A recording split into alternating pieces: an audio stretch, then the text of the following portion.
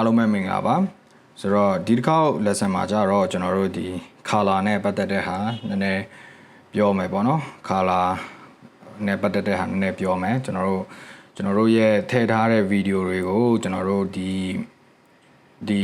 editing app မှာရှိတဲ့သူပေးထားတဲ့ color တွေပေါ့နော်ဆိုတော့အဲ့ဒါတွေနဲ့ကျွန်တော်တို့အဆင်ပြေအောင်ကျွန်တော်တို့ဘယ်လိုလုပ်မလဲဆိုတဲ့ဟာကိုကျွန်တော်ပြောပြမယ်ပေါ့နော်ဆိုတော့ကျွန်တော်ဒီ clip ကျွန်တော်တို့လောလောဆယ်ကျွန်တော်ဒီဟာကိုအမှန်တကယ်တော့ကျွန်တော်ကဒီ clip ကကြတော့ကျွန်တော်ဟိုက color လုပ်ပြီးသားတော့ဟုတ်တယ်ပေါ့နော်ဒါပေမဲ့ကျွန်တော်ပြောပြတော့မယ်ပေါ့နော်ကျွန်တော်တို့ဒီ color နဲ့ပတ်သက်လို့ရှိရင်ကျွန်တော်ကိုထည့်ထားတဲ့ video clip တွေကိုကျွန်တော်တို့ဘယ်လိုလုပ်ရတယ်လဲဆိုတဲ့ဟာပေါ့နော်ဆိုတော့ကိုပေးထားတဲ့ video clip ကိုကျွန်တော်ထောက်လိုက်မယ်ကိုလုပ်ချင်တဲ့ video clip ကိုထောက်လိုက်မယ်ပြီးရင်ကျွန်တော်တို့ဒီအောက်မှာကျွန်တော်တို့ဒီ filter ဆိုတာရှိတယ်ဗျဒီဘက်မှာဆိုတော့ဒီ filter ကိုကျွန်တော်တို့နှိပ်လိုက်မယ်ဆိုတော့ filter မှာအများကြီးရှိတယ်ကျွန်တော် filter မှာသူအပေါ်မှာကြီးပဲကိုကအများကြီးရှိတယ်ပေါ့နော်ဒီမှာ original ကတော့ဘာမှမလုပ်ထားတဲ့ဟာပေါ့နော်ဆိုတော့ custom ဆိုတဲ့နေရာမှာဆိုရင်ရှိမယ်ဒီဥမာ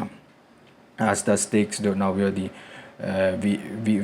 vibrate တဲ့ဟာ create လုပ်တဲ့ဟာတွေနောက်ပြီးဒီမှာ essence filter သူနာမည်ပေးထားပါတော့ဒီမှာ mode သူ filter တွေအများကြီးရှိတယ်ပေါ့နော်ဆိုတော့အဲ့ဒါကို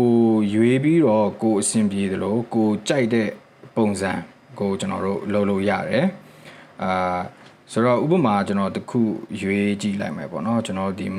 mode ထဲကဟာကိုကျွန်တော်တခုလောက်ရွေးကြည့်ရအောင်အဆင်ပြေမယ်လို့ထင်တဲ့ဟာပေါ့နော်ဆိုတော့ဒါနည်းနည်း orange teal လာဆိုတော့ဆိုကြပါစို့တခုပေါ့နော်ဆိုတော့ကိုလိုချင်တဲ့ဟာကိုလုပ်လိုက်မယ်ပြီးရင်သူ့ရဲ့ဒီ effect ပါဝင်မှုနှုန်းပေါ့နော်ဆို intensity လို့ခေါ်တယ်ပေါ့နော်အောက်မှာကျွန်တော်ရေးထားတယ်ကျွန်တော်တို့ဘယ်လောက်ထည့်ရမလဲဒါဆို 100% ကျတော့အရန်များသလိုဖြစ်သလားဆိုရင်ကျွန်တော်တို့ကဒီမှာအ short အတိုးပေါ့နော်ကိုဘယ်လောက်လဲလိုချင်တယ်လဲနည်းနည်းပဲလိုချင်လားများပဲလိုချင်သလားဆိုတော့ဒါလေးကိုကျွန်တော်တို့လုပ်မယ်ဥပမာကျွန်တော်ဒါကျွန်တော်တစ်ဝက်လောက်ပဲလိုချင်တယ်အများကြီးတော့မလိုချင်ဘူးเนาะဆိုတော့အဲ့ဒါကိုကျွန်တော်လုပ်မယ် apply လုပ်မယ်ဆိုတော့ apply လုပ်တဲ့အချိန်မှာကျတော့ဒီဘက်ကအမှန်ချစ်တစ်ခုကတော့ကျတော့ကိုရွေးထားတဲ့ clip တစ်ခုကိုပဲဆိုတော့ apply လုပ်မယ်ပေါ့နော်ဒါမှမဟုတ်ဒီ apply to all ကြတော့ကိုအရှိမကိုထည့်ထားတဲ့ video clip တွေအကုန်လုံးကို apply လုပ်လိုက်မလားပေါ့နော်ဆိုတော့အဲ့လိုမျိုးရှိမယ်ဆိုတော့ okay ဒါရီမလုပ်ခင်မှာကျွန်တော်တို့က filter တစ်ခုရွေးလိုက်ပြီအဲ့ဒါကိုမှ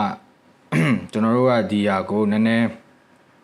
adjust ထပ်လုပ်မယ်ဆိုတော့အလင်းအမောင် exposure ဘာညာ highlight ပေါ့နော်အဲ့ဒါကိုဘယ်မှာလုပ်မလဲဆိုတော့ကျွန်တော်ဒီဘေးနာ adjust ဆိုတဲ့ဟာမှာရှိတယ်ဆိုတော့ကျွန်တော်ဒါလေးကိုနှိပ်လိုက်မယ်ဆိုတော့ဒီမှာကျွန်တော်တို့ဘာတွေပြထားလဲဆိုတော့ကျွန်တော်တို့ဒီမှာexposure ရှိတယ် contrast ရှိတယ် brightness ရှိတယ် saturation ရှိတယ် vibrant ရှိတယ် temperature ရှိတယ်ဒါက vignette ပေါ့နော်ပြီးရင်ဒီတော့ sharp ဖြစ်တဲ့ဟာနောက်ပြီး hue ရှိမယ် highlight ရှိမယ် shadow ရှိမယ်လောလောဆယ်ဒီ version ကျွန်တော်သုံးတဲ့ဒီ version မှာကဒါလေးတွေရှိတယ်ပေါ့ဆိုတော့ဒါတွေကိုကျွန်တော်တို့အခြေခံအားဖြင့်ဆိုတော့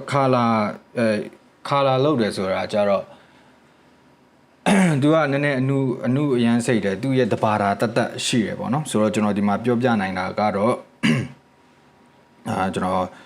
နည်းနည်းအခြေခံပဲပြောပြလို့အဆင်ပြေမယ်ပေါ့နော်အခြေခံပဲပြောပြလို့မယ်ဆိုတော့color grading လုပ်တဲ့ဟာဆိုတာကသူတဘာတာတက်ကိုရှိတယ်ပေါ့နော်အရန်ကျေပြန့်တယ်ဆိုတော့ဒါမဲ့လောလောဆယ်ကျွန်တော်တို့ကိုလုပ်ချင်တဲ့ video clip ကိုလုပ်လိုက်လို့ရှိရင်အဓိကကျွန်တော်တို့ဘာတွေအရင်ဒီတူပေးထားတဲ့ tool တွေတဲကကျွန်တော်တို့ဘာတွေကိုလုပ်တင်တယ်လဲဆိုလို့ရှိရင်ကျွန်တော်တို့ exposure ဆိုတာကိုရိုက်ထားတဲ့ video clip ကအရန်ကျွန်တော်တို့ exposure အရန်များနေသလားပေါ့နော်ဆိုတော့အဲ့လိုမျိုးဆိုလို့ရှိရင်ကျွန်တော်တို့က short လို့ရတယ်ဒါပေမဲ့အခုကျွန်တော်ဒီမှာပြနေတဲ့ video clip ကတော့ကျွန်တော်အကုန်လုံး fix လုပ်ပြီးသားဆိုတော့တိတ်အနာစာတိတ်မရှိဘူးပေါ့နော်ဆိုတော့နောက်ပိုင်း video clip တွေမှာကြုံရင်တော့ကျွန်တော်ဒီ color correction နဲ့ပတ်သက်ပြီးတော့နောက် video တွေမှာကျွန်တော်လုပ်ပြသွားပါမယ်ဒီကျွန်တော်တို့ raw ကိုပေါ့နော်အကျန်းကိုယူပြီးတော့ပေါ့ဒါပေမဲ့လောလောဆယ်ကျွန်တော်ဒီမှာကဘာတွေလုပ်တင်တယ်လဲဆိုတဲ့ဟာကိုပြောပြမယ်နော် so exposure ဆိုတာကကျွန်တော်တို့အကေအလင်းအများကြီးမှာရိုက်ထားတဲ့ဟာမျိုးဆိုလို့ရှိရင်ကျွန်တော်တို့ဒီမှာ short လိုက်ရင်ဒီလို short သွားလို့ရ short လို့ရတယ်ပေါ့နော် so အကေအလင်းလိုအပ်တယ်ဆိုလို့ရှိရင်နည်းနည်းကျွန်တော်တင်လို့ရတယ်ပေါ့နော် exposure ရှိအလင်းရှိတဲ့အပိုင်းမှာသူကပို့ပြီးတော့များတော့မယ်ပေါ့ဆိုတော့ပို့ပြီးဟိုဟာလင်းလာမယ်ပေါ့နော်ကျွန်တော်အလွယ်နည်းပြောမယ်ဆိုလို့ရှိရင်တော့ဆိုတော့ဒီမှာကဒီလိုလုပ်လို့ရမယ်ဆိုတော့ကျွန်တော်ဒီမှာနည်းနည်းကျွန်တော်ရုပ်ရှင်မှုကြိုက်တယ်ဆိုတော့ကျွန်တော်ဒီလိုနည်းနည်းတော့ထပ် short ချင်သေးတယ်ပေါ့နော်ဆိုတော့ရုပ်ရှင်မှုပေါ့နည်းနည်းထပ် short လိုက်မယ်ပြီးရင် contrast ကိုတွားမယ် contrast ကကြတော့ကျွန်တော်တို့ဒီဥမာဒီလိုဆိုရင်ကျွန်တော်အရန်မိန်လေးဖြစ်သွားမယ်ပေါ့နော်ဆိုတော့ကျွန်တော် contrast ကိုကျွန်တော်နည်းနည်းတင်လိုက်မယ်ဆိုတော့ရှိနည်းနည်းဒီနားမှာရှိတဲ့ contrast တွေပေါ့နော်အကုန်လုံးနည်းနည်းပို့ပြီး pop up ဖြစ်လာမယ်ပေါ့နော်ဆိုတော့နည်းနည်းတင်လိုက်မယ်ပြီးရင် brightness မှာပေါ့နော် brightness ကကြတော့video clip overall တစ်ခုလုံးကိုလင်းမလားဒီကျွန်တော်တို့မိန်မလားဆိုတဲ့ဟာပေါ့နော်ဒါပေမဲ့ကျွန်တော်တို့အဲ့ဒါအရန်ဆော်လို့မရဘူးဆိုတော့ကျွန်တော်နည်းနည်းပဲတင်မယ်ပေါ့နော်မဆိုစလောက်လေးတင်မယ် okay so saturation အားကြတော့ကျွန်တော်တို့အယောင်ကိုတင်မယ်ပြီးရင် short မယ်ဘောနော်ဘယ်လောက် short အကေကိုတွေကတခါလေအယောင်ရမ်းမိန်နေလို့ရှိရင်ကျွန်တော်နည်းနည်းပတင်လို့ရတယ်ပေါ့နော်ဒါပေမဲ့ကျွန်တော်ဒီ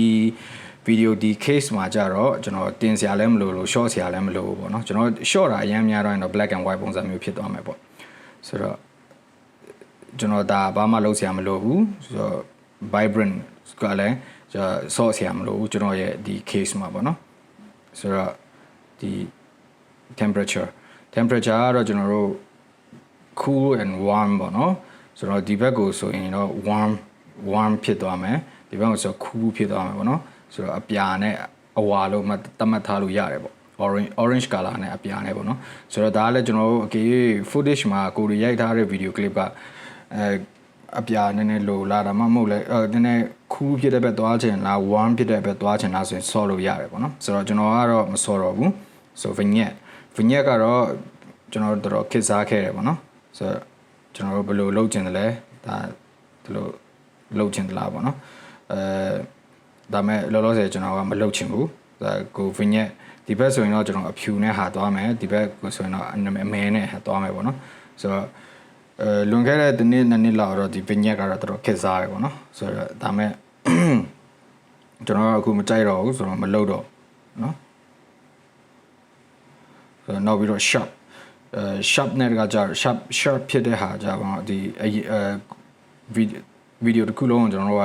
အကေနည်းနည်း sharp နည်းနည်းတင်မယ်ဆိုလို့ရှိရင်ကျွန်တော်တင်လို့ရတယ်ပေါ့နော်ဆိုတော့ဒီလိုမျိုးဆိုအရန်ကြီးဟိုဖြစ်မှာပေါ့နော်ဆိုတော့လိုအပ်ရင်လိုအပ်တယ်လို့တင်လို့ရတယ်ကျွန်တော်နည်းနည်းတော့တင်လိုက်မှာပေါ့နော်နည်းနည်းလေးမဆိုးစလောက်လေးကျွန်တော်တင်လိုက်မယ် okay so hue and saturation hues ကတော့ဒီလိုပေါ့နော်ကိုလိုရင်လိုဆော်လို့ရတယ် okay